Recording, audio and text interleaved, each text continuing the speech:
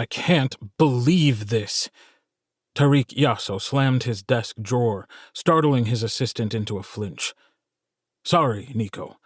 I know this isn't your fault. Yes, Your Grace. Tarik lifted an eyebrow. You only call me Your Grace when you think I'm being an asshole.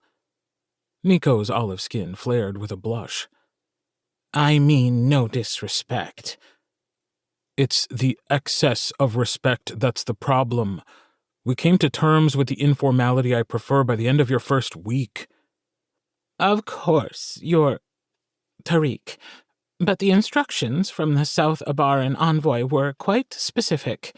No cameras, cell phones, or electronics of any kind allowed at the meeting.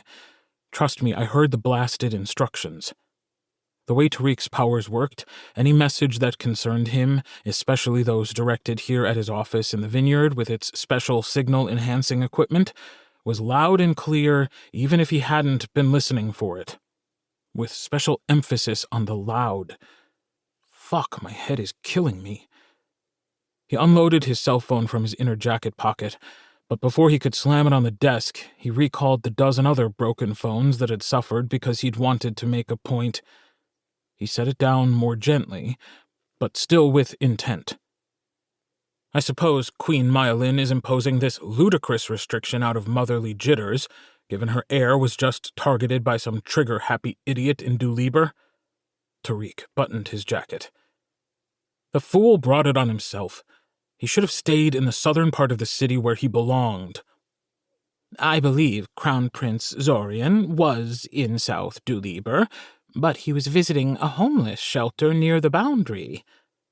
So nobody knows if the shot came from us or from them. Tarik humphed. And now I'm paying the price. Okay, he was definitely being a jackass now. With his powers, he didn't need his cell phone to either send or receive messages. But it was the principle of the thing. Actually, the request... You mean the demand?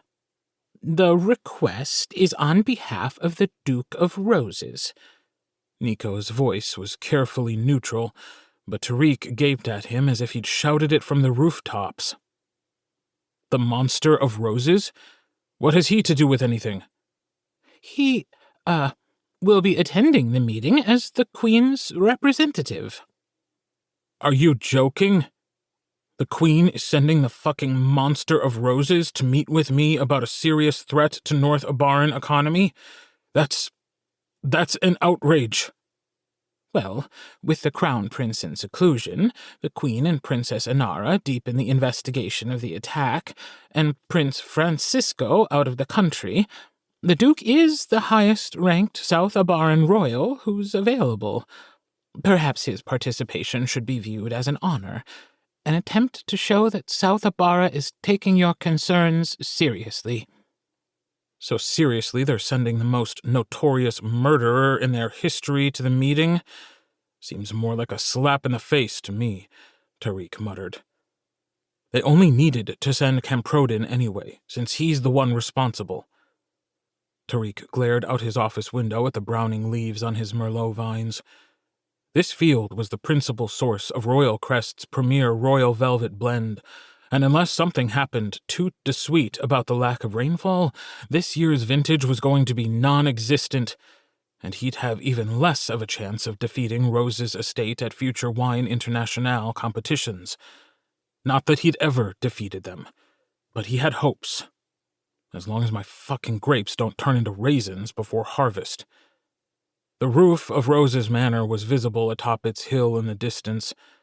When Tarik had taken over as operations director for the North Abarran Royal Vineyards, he'd insisted that the new facilities be built here, on the enemy's very doorstep, and made sure his vines extended right up to the border. Keep your friends close, and your enemies closer. Not that he had many friends. Go figure.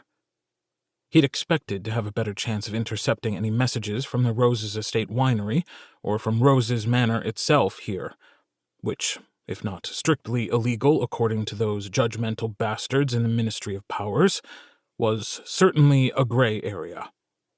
Stupid consent laws.